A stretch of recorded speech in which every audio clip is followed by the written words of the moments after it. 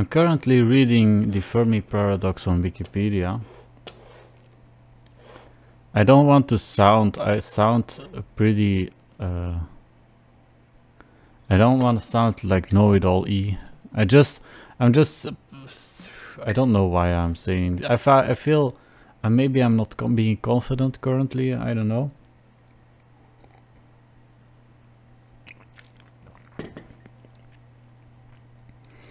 If you look at life and the life forms and how they form,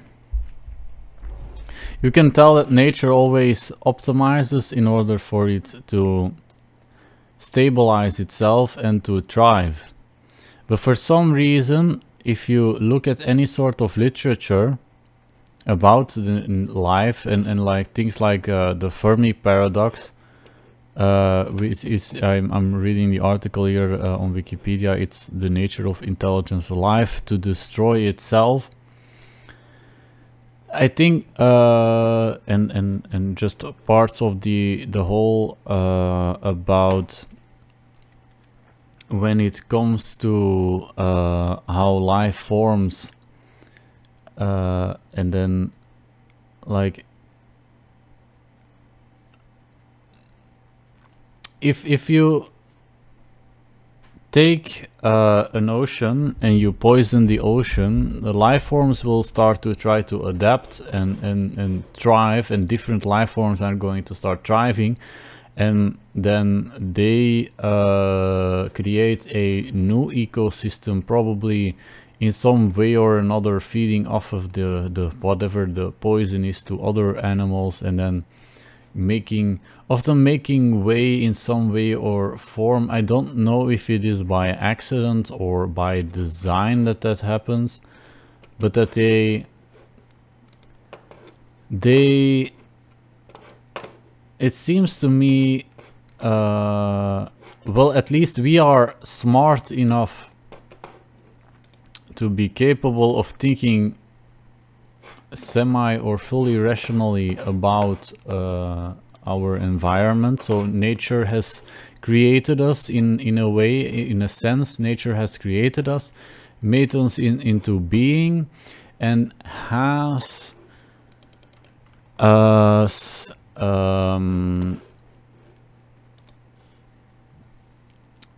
develop systems in order for, well, technically we are destroying life, but we are aware of that, and we're trying not to do that, and we are aware that we need to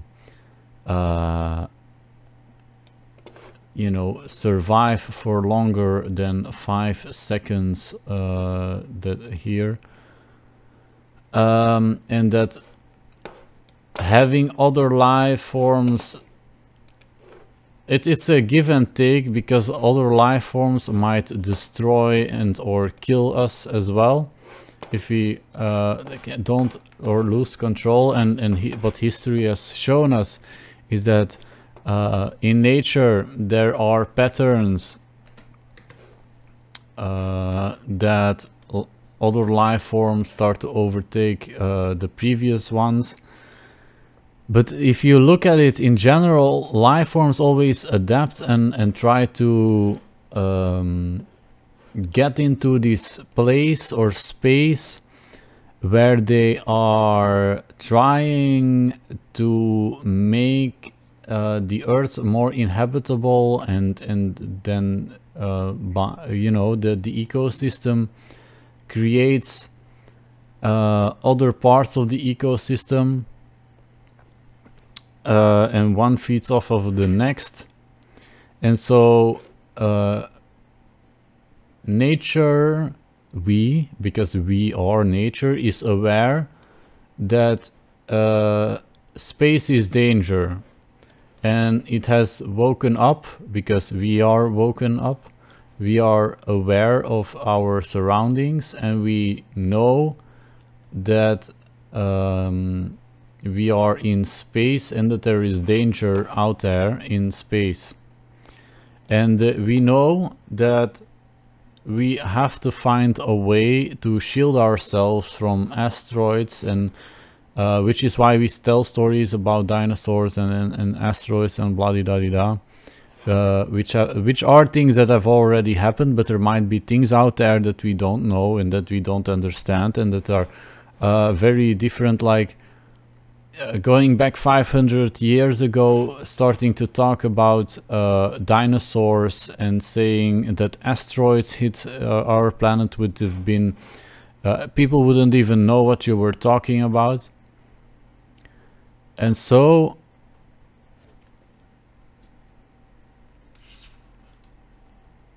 it's likely that we are or have to build a shield around the Earth, that we're going to build a shield around the Earth. I just read something about a megastructure around the sun to harness its energy, which might be that is possible. I am thinking like I find it a weird idea, mainly because we have nuclear energy and we don't care about other planets. Like, it doesn't matter that we go to Venus, just build it full of nuclear power plants. Even if it goes wrong, there's other planets. Unless we blow the entire planet up, you know, it's not implausible to fill the planet with nuclear energy and you know, build a shield around that, and in some way or another, you know, where, you know, we are capable of reproducing, creating energy, and because we are capable of creating energy, we are capable of creating human structures where we can simulate sunlight and all the spectrums that we need to survive and thrive that come inherently with the sun.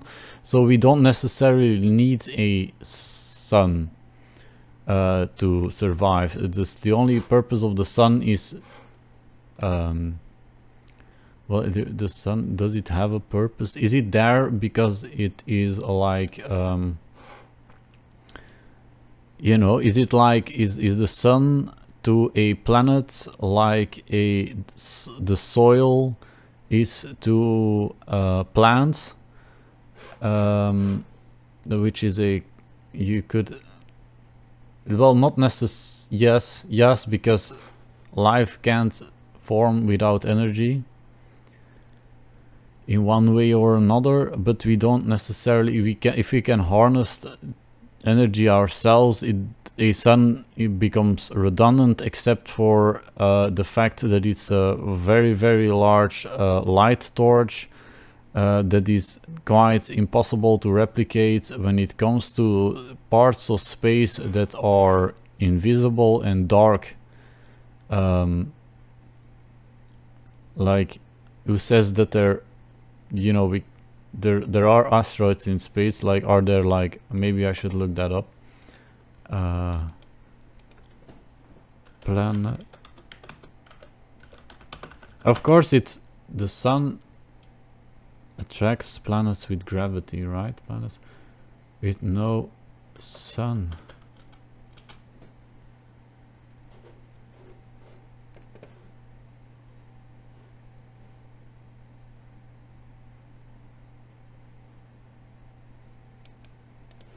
Yeah, there are planets without suns.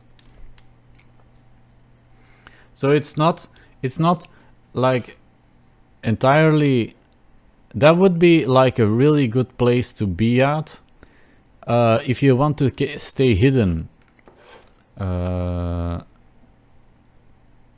sight and from predators. A planet that is completely dark and has no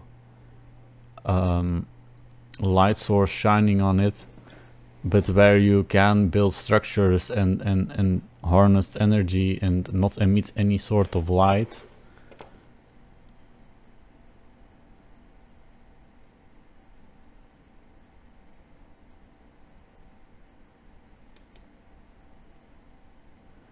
So they do exist,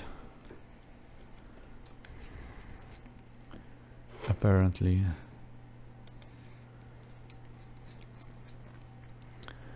I forgot what the offset was where I was starting to talk here, but life forms and life tries to always keep alive.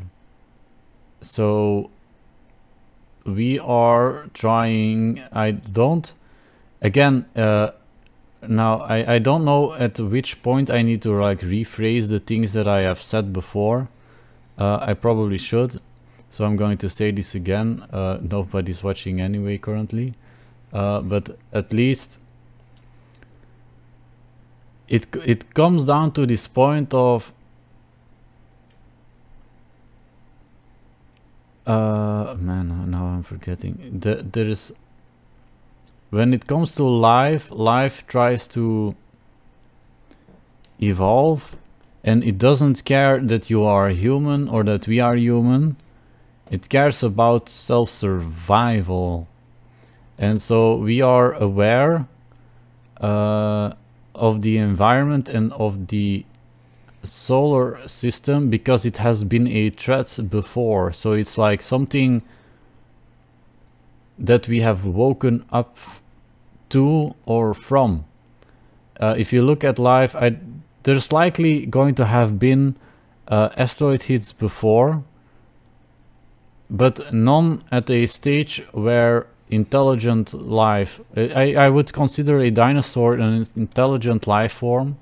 It could be that having an asteroid hit at that point in time wakes up the ecosystem to a threat from outside, just in the same way that certain plants and other animals start to adapt once, like I think birds are a good example of these. Birds, kind of like, if you or I am pretty sure that once, you know, human interaction, or like there's like just animals in general, once humans start to inhabit an area, animals start to shy away because there is like a danger there, and some of them will adapt.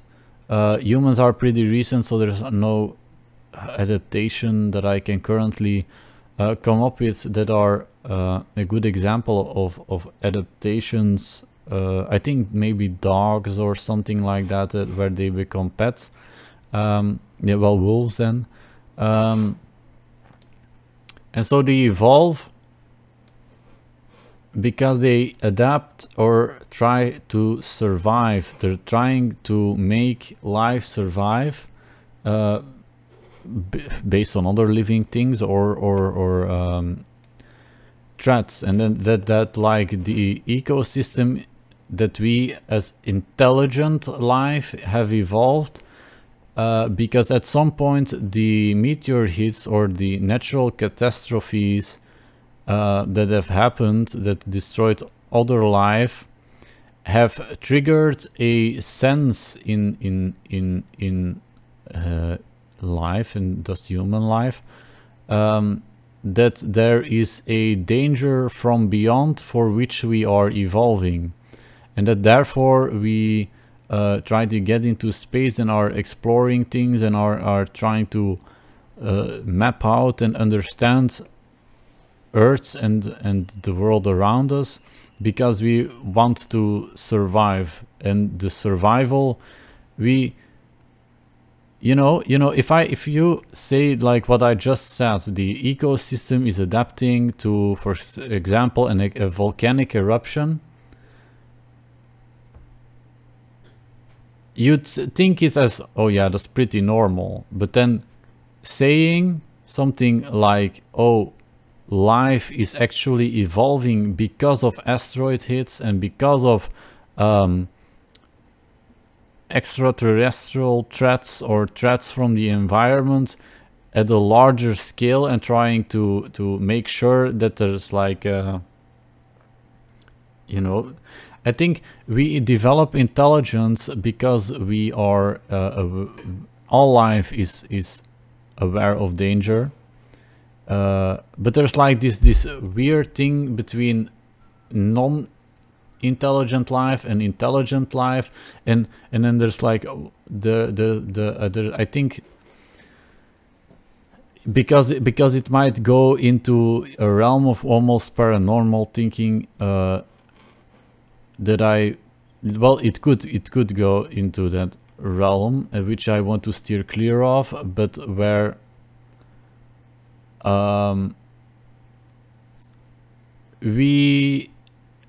there is a thing where large groups of life forms start to adapt based on environmental changes that they have sensed and that has or have been a threat before. So, you know, for some reason I find it I think it's a plausible idea. I never want to say anything where I'm like I'm 100% sure that this is what it is, and you know, everything is always up to question. But I do believe like intelligent human life is a response to extraterrestrial threats, that we are aware of extraterrestrial threats, and that therefore humans evolve into trying to defend, and not probably not when I say extraterrestrial threats, I mean like asteroids, again, not like alien life forms. At least that's currently implausible. But we are aware that we need to survive, and we are acting based on the same instincts, but now on a larger scale than, and we're just actually just basically doing the same thing as all animal life has ever done, which is reasoning that we have to survive, we have to propagate, we have to spread our genes. I don't think there's like a we have to, but we have an innate drive to do so, and so we need to spread out.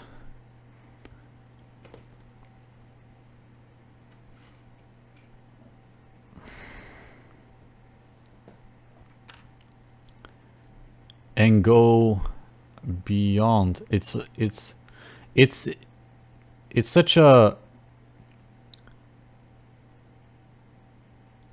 loaded thing to say, even though it's pretty reasonable. I think it comes with, I don't know what it actually comes with. There's like a weird feeling once you start to talk about stuff like that, where people are like going to be like, what are you talking about? Because a lot of people are just busy with surviving, thriving, living. They don't want to think beyond anything on Earth or something like that. They just want to live here. But it's like a sense. And I'm trying to reason what comes after that, or what is then. I feel like there's like a new stage of human development happening. I can see there are a lot of robots now. They aren't doing much yet, or they are. I don't understand the purpose of cars anymore. A lot of those things are, we've learned to make and drive cars in a sense, of course, for supplies and stuff like that, that's still necessary, but I don't think like everyone needs a car. I don't a lot of, I think in the future, especially in the coming 10 to 20 years, like it would be probable. There's like these things, like you have shitty cars and then supercars, and you have all sorts of design cars, and in a sense, is that not, especially with automation or automated driving, self-driving cars, does the idea of having brands in the car industry stop making sense? Would it not be, you know, we have to replace them all the time? There's competing brands, they have to market themselves, they have to create advertising. This is a tremendous waste of energy, time, and a lot of other resources and other stuff. Do we need faster cars? Do we need them to be an whatever design? Can't you just build like one company, or that governments oversee the production of cars, and what they would do is like kind of like a bus or a train, just produce the same models. They might be updated every so often, but basically, you know, you'd say, you know, they can't drive slower or faster in particular areas. Should not be allowed to drive. And definitely, if everything is driving all by itself, they aren't going to go over the speed limits, because you can just track and track how fast the car is driving, and they aren't going to. So there's no need to make a special different types of cars or whatever, if everyone's just driving, and in case they even have to go anywhere. Like, I feel like I have an internet connection that's incredibly stable.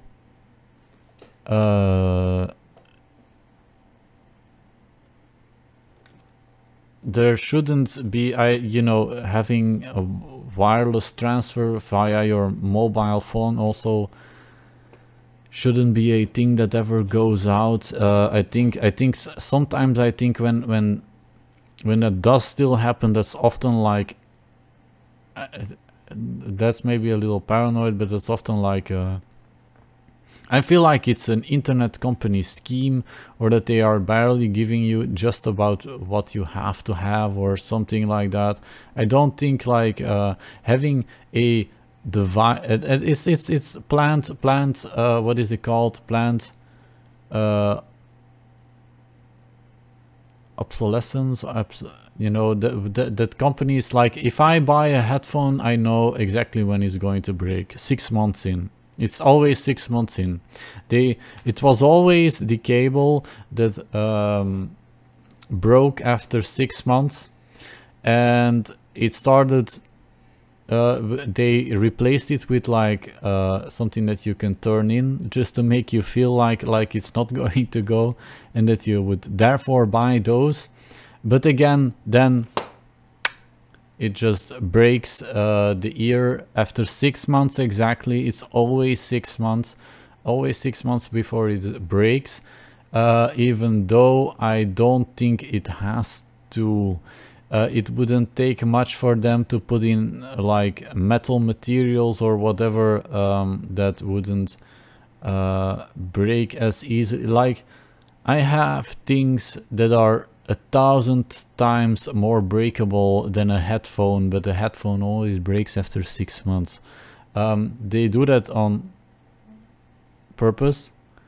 The same goes with your Wi-Fi routers and stuff like that. Now you would say, like, why would an internet company want your Wi-Fi router to go broke, especially if they give it away for free? But if it's broken, you have to go into their store where they sell phones. You have to, like, they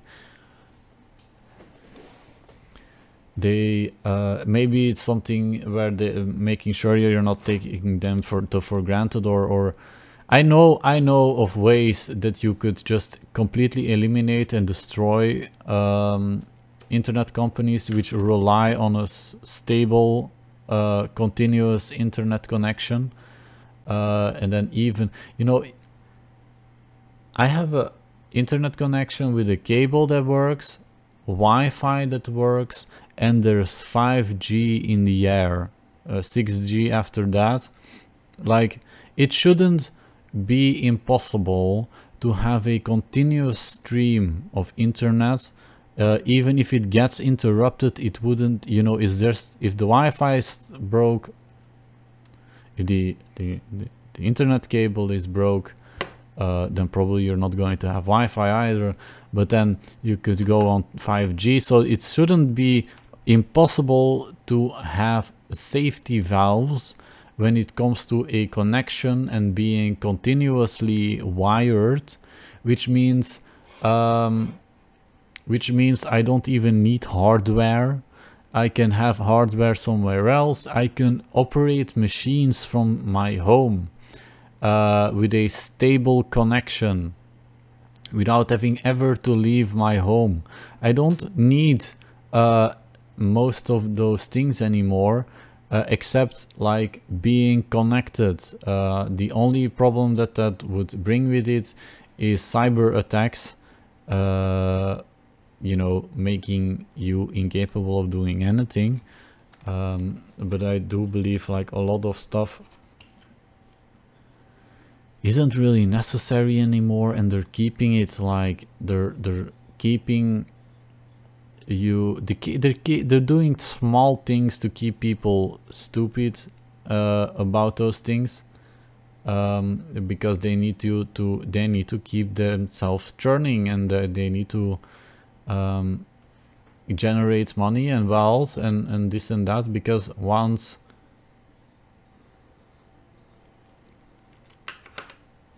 something goes obsolete, people lose their jobs.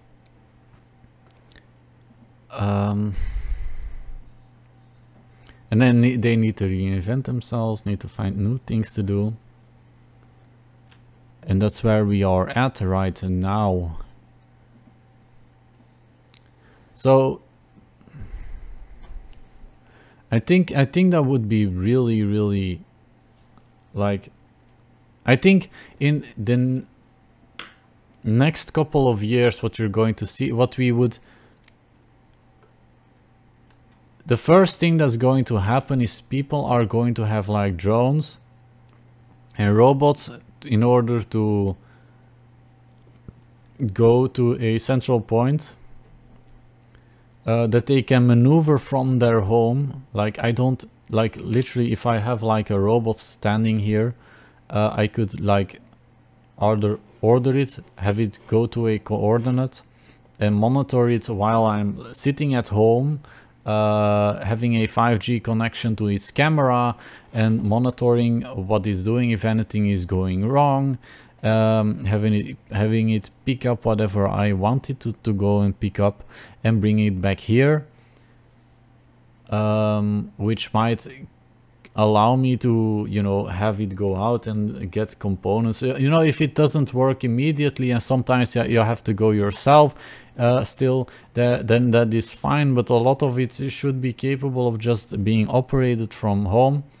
And then, you know, then why would I go, you know, why do physical stores still exist and stuff like that? Like, a lot of it, especially if you're online, you know, you can be online and be face to face online, and you know, I don't need to go to a clothing store every 5 seconds. It's all about keeping that thing churning, keeping everything going, getting the economy going, because people don't want to. I think there's like this threshold between going fully automated and the world we are living in now.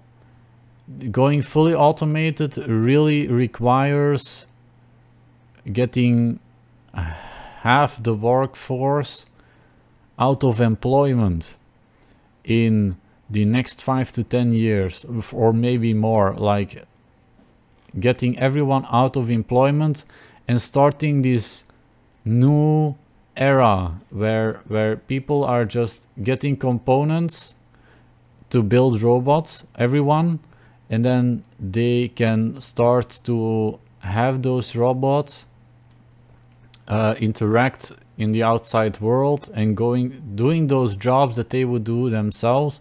But they, you know, I am perfectly capable of sitting here in my room and operating a robot from home, and then if minor incidents happen, that doesn't really matter, because you're just operating a robot. And okay, it's bad if your robot is broken or gone, then, you know. And then once that is automated and works pretty fine, you know, you can have a tab open where if anything happens, there's like an error occurring, you can see it and you can focus on other things while like automation should be so make everything a lot easier. Like if I'm sitting here at home, I can buy, if I need clothing, I can buy clothing from a store and have my robot go over there. The only thing that would do is that it would draw a lot of power. It would take a lot more energy consumption. But then again,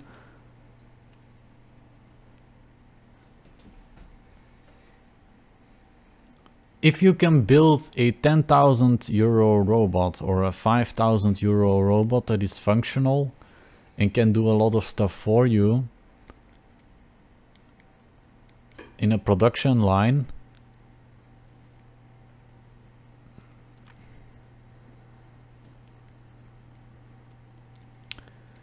and the cost of charge would be 500 euros a month, given you pay let's say 3,000 for whatever currency, you know, let's talk euros right now, 3,000 euros, which I think is like something like $3,500 or maybe a bit more or a bit less. What that would mean is that after, let's say, a year of that robot operating, you have spent, well, let's say it's 16,000 euros. That's 1/3 after 1 year of what you would have paid for an employee or a postman or whatever. And a robot wouldn't probably break every year. You could reduce costs of employment over, let's say that it breaks every 5 years. Of course, you can switch it up every so often, but it would reduce costs so significantly that it's nuts not to do so. That it's insane not to do so. It would mean, let's say you have, you know, a help would cost you 3,000 euros a month, which is 36,000 a year, which is 18,000 in 5 years, or 180,000. Sorry. Doing that with a robot that is costing you 10,000 at first and 500 a month in electricity bills,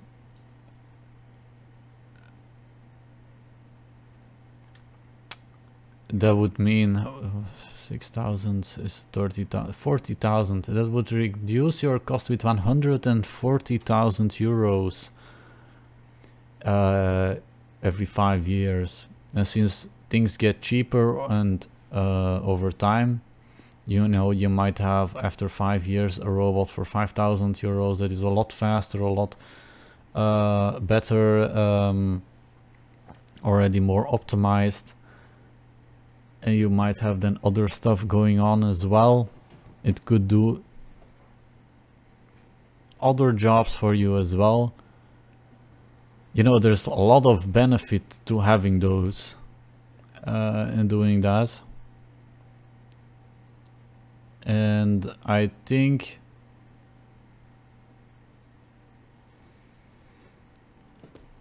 like I don't even know currently why I would go outside anymore unless it is for a walk, being in nature. I've been so much outside already, and I feel I went outside before because I wanted to explore nature, look at buildings, look at how things are built. I can do those now on my PC, lay out plans and designs, and do a lot of, I can do a lot of stuff from my computer. Communication through the internet.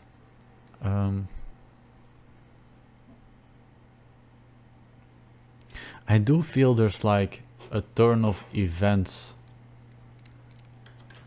Like what would humans be doing anymore currently? I feel like a lot of stuff is so redundant, and there are so many things that are so... It would open up a lot of time to focus on things that are a lot more important than the things that are currently happening. And then, yeah, indeed, going into space is the only thing that is left currently. I don't... Like, I had this problem from when I was at a young age. Like, people always go and do things, and then, like, if you're with people, you have to go and do things, and then do fun things. And then I always thought those things are really redundant and boring, and like, oh, are we going to play, you know, laser tag or something like that? That's a pretty cool thing to do, that you could do, but how often can you do that? I don't like theme parks. You know, once you've done them once, it's like, yeah, okay, we've seen them, or are we going to... And then, you know, after a while it becomes about doing and making and creating value and thriving and surviving in different ways. Getting people on board. But for some reason people look for things, other things. Like, for some reason, when I am around people, they would rather go out, drink,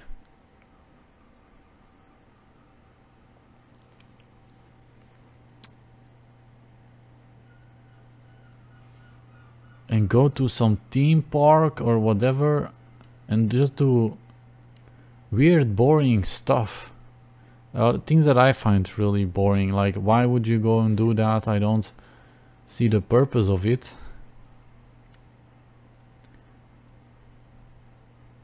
You know, computers are and were exciting, but how far?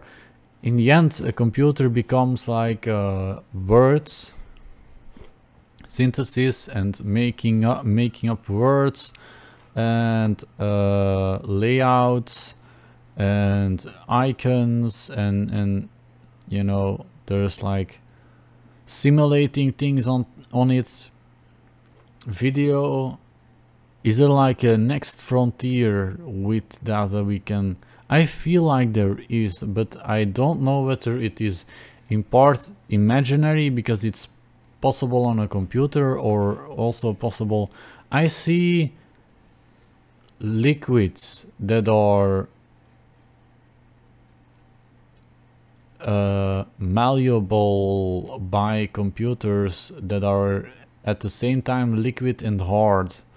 I think you can sometimes see stuff like that in some superhero movies, or I think the closest thing that I can currently come up with is like the Venom in the Marvel series, but there it's like something that attaches to the guy, but more like if I something where I connect a computer giving certain signals to a tub or electrical currents to a tub that is filled with some sort of liquid, where the electrical pulses are inserted into the liquid, and then the liquid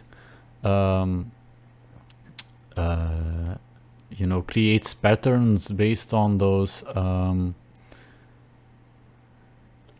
electrical pulses. Then it would mean that it could, so could we create some sort of, it wouldn't be a life form, but it would be an extension of life forms that is a lot more. Of course, there's going to be those people who are going to think something like that is really, really unnatural, which is of course unnatural, that they make the distinction between natural and unnatural, because unnatural is just doesn't exist. There's no such thing as unnatural, because everything is nature. But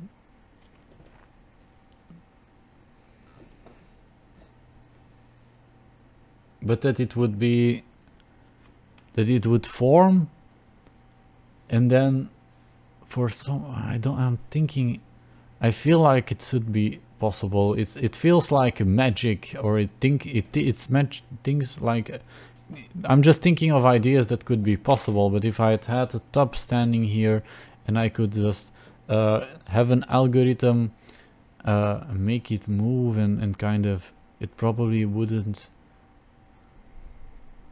Like, how much is possible? Is it possible? Would that be possible? Where you can...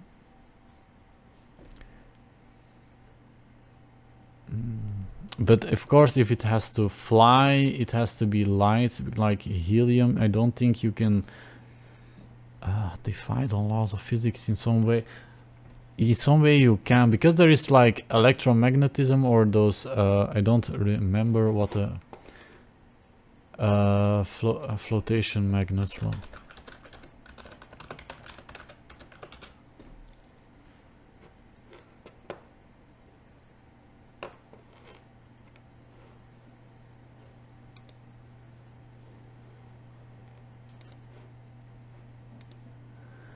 Yeah.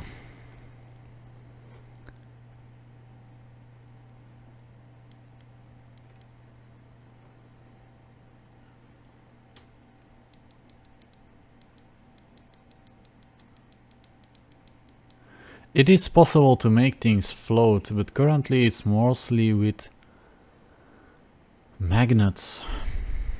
I'm thinking it should be possible. I had this idea before, where I was thinking, if there are forms of matter that are repelled by matter, I think they call it antimatter. But is there antimatter refers to subatomic particles that have proper opposite normal subatomic particles?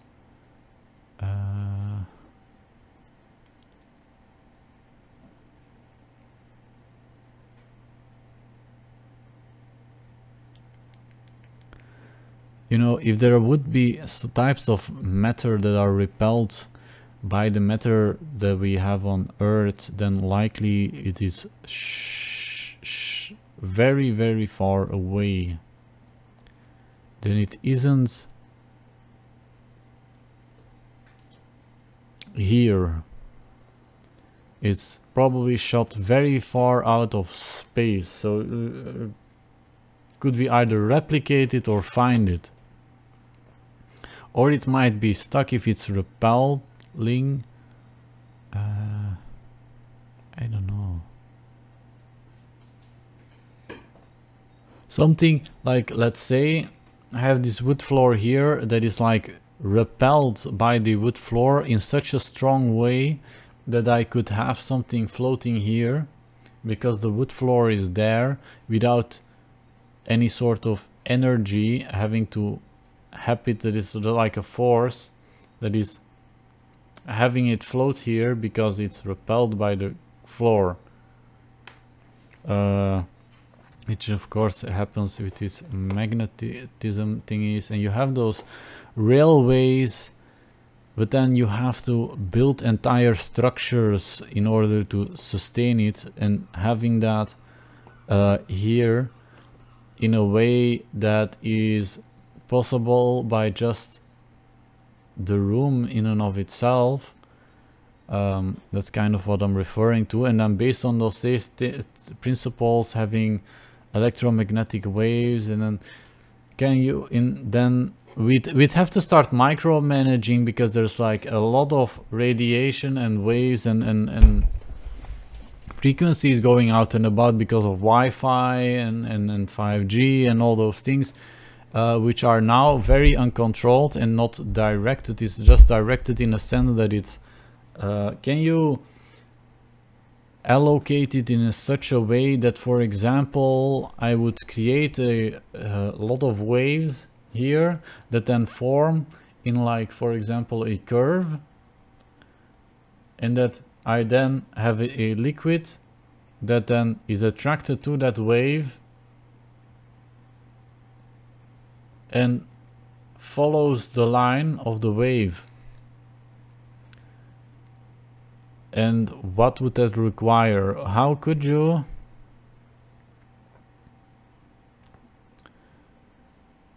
what would that require? That's a question. And what would the purpose of such a thing be? That would be a really destructive weapon, because if you can guide like some sort of liquid, you could just have it shoot up someone's nose and just fill their lungs and then have them die without, you know, you could do that from outside if you know where someone is at, and then have it come through the windows and then go into what do we oof. There's a lot of things that, if they were possible, I'm not saying they are possible, but if they are possible, are pretty potentially very deadly. Apparently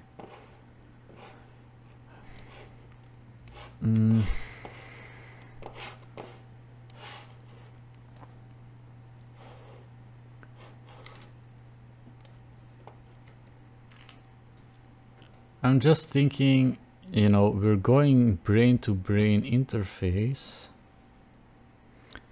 having humans connected through that, the matrix, of course. You know, I don't think so. I think a lot of people probably, when the matrix came out, that were thinking that's not possible, even though we're currently going straight into the matrix.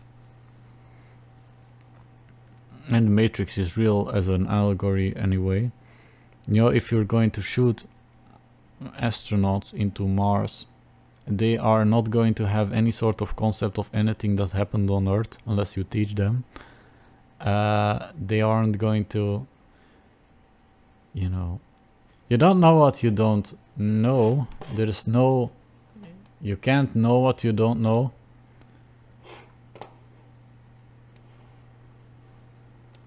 It's impossible to know what you do not know.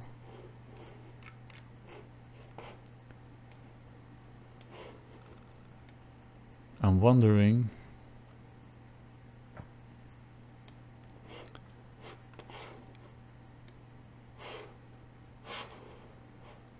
currently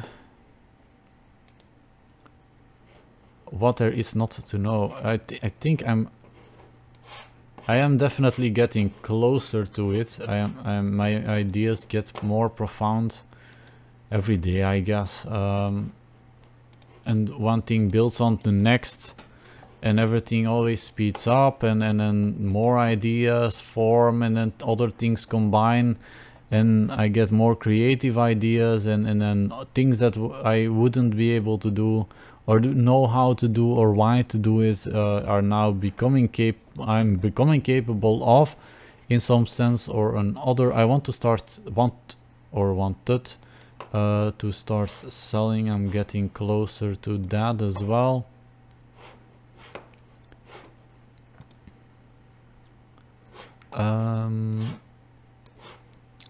There's a lot of stuff going on currently.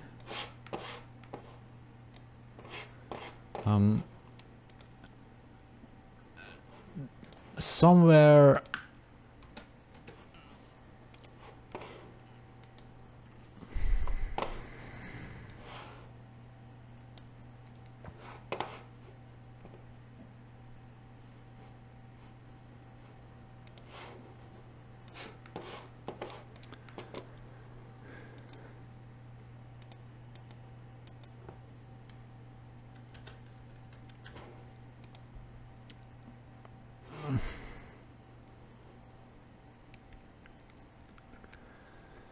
in a you know, I started I have some list with words that I first didn't really, I know that where they were coming from, but they start to make more and more sense over time, and I'm currently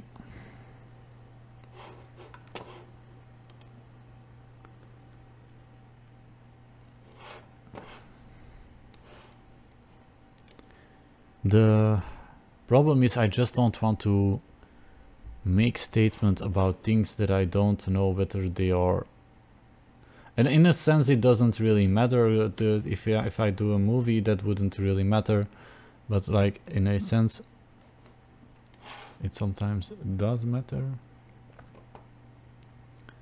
I think I'm running out of words. I probably should stop here, but I don't want to interrupt my train of thought, and I think like it might be that I'm having a little bit of a block here, but there should come a point where you have anatomy and neurology, you have evolution, particle physics, astronomy, astrology, computing, computers, I feel like there's quantum computing, but there has to be something, the simulation, DNA, so simulation of some sort of new form of life or one or another that is that could be based on, at least for now, on, you know, magnetizing some form of liquid that materializes, like fractalizes, like things like in the way like crystals are formed or whatever, that you put it in the liquid and then it generates structures.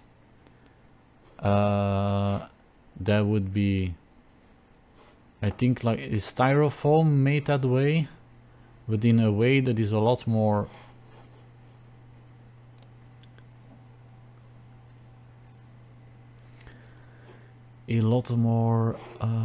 not thorough, but that it would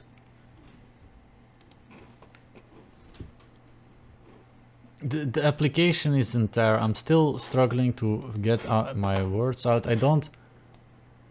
The problem is that I don't have the resources or the knowledge to do it, or the people to try.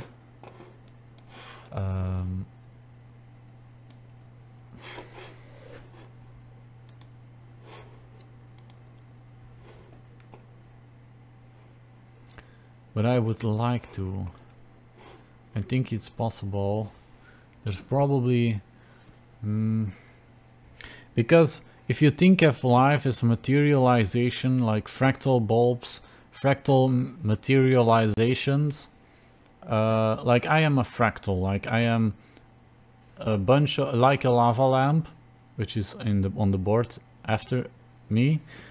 I am the fractalization of nutrients and you know, the earth into a body. I'm like, I come from earth, technically, of course. I never been in earth, but everything that makes me at some point comes from a plant or an animal that ate the plant, and then the animal is now in me, or the plant is in me, and I am like a fractalization of the environment that then creates me by evolution. Like a lava lamp, I have been pushed out of the earth, and I am the dissipation of energy out of earth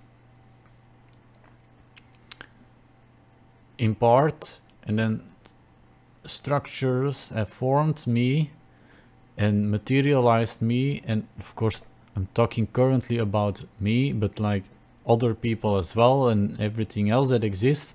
Like the same happens for plants and trees, and just the earth itself is like a large blob of molding. You know, lava lamp comes from literally from the word, even though I don't believe many people likely make the connection of, oh yeah, it's like lava lamp, but they don't fully understand what that really means. It's the same, it's part of the earth. We made the lava lamp, and it's built on top of the principles of the earth, and it's doing the same thing. And it's literally like tectonic plates are just large blobs of liquids, technically liquid. Well, we see them as hard surface things, but they are liquids. They are all just a liquid that is flowing. If you see the earth sped up its entire lifetime at a very, very fast pace, it would be exactly that. But then of course, does do other planets have that as well? Well, likely yes, but apparently I have read that some planets don't have a core the way Earth does, but at least our planet is a liquid, and then, you know, humidity and everything is just one ocean, one big ocean. And the ocean that we know is just yeah, like a lava lamp again. It's like it's there because it can't escape from the liquids that are pressurizing it together. But then other things but then it can, like, in very small ways go through the air, because in very tiny amounts vaporized, it doesn't it's not that bound anymore, and then it goes up until a certain point where then again it's back pushed back, forming the atmosphere, because it's all a liquid. And then yeah, so it's all these types of I think the best way is like water and mineral oil, or like oil. When you put those together, like one stays on top of the other, and then because everything is like that, and then some things can intrinsically be, but I think in some way or form everything is always trying to clump together. You know, you see large structures of iron under the ground that are clumped together. They don't clump together because they're not attracted to each other, right? The certain materials are always going to be attracted, trying to form with one another, which is a very big analogy of how life works. Everything is always either repelled or attracted to something, and then there's vast amounts of one thing and not the other. And then what comes after that? And is there more? I'm currently I'm piecing things together, but I feel like from there I need to then move forward, and I feel like I want to create things that are applied, and that then from that knowledge are able to materialize into something that I can make, or that is new. But I don't know if I don't have. Maybe I do have the materials. Maybe just what I have in my house is more than enough to do so.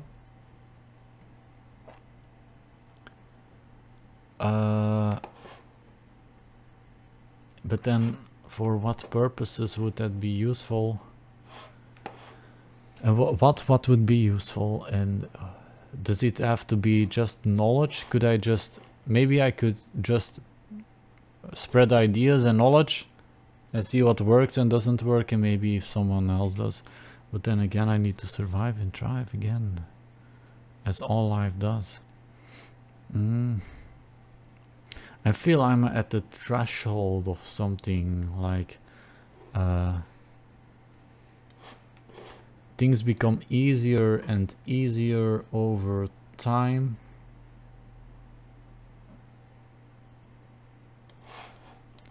And everything is evolving always, and everything stacks on top of each other and then becomes the next part. Everything is always evolving. Everything is always evolving. Like the rate is very fast now. And then what is next? What is next? What is next? It can't, the reason that I ask what is next is kind of the reason why I'm like thinking like being rich, it doesn't necessarily mean much. Like at some point you'll have bought a piece of ground, built a house, get some cars or a car or and some computers, and then what? Then it's over. Like what are you going to, then everything becomes quite dull. And there's, even though there's a lot of knowledge, there's only so much knowledge, and you always have to build on top of each other and then make information flow and then create new information.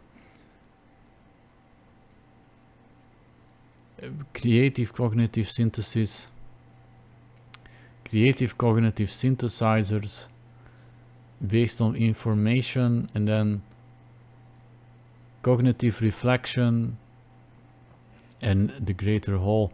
There's also this thing where people think like that someone's doing a movie and they're doing that because they're like, I'm losing my trail of thought again. But everything is like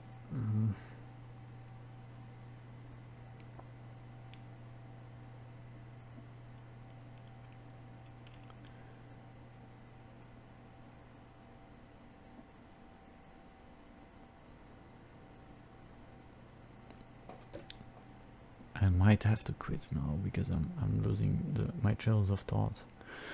But it keeps, everything keeps going, and people are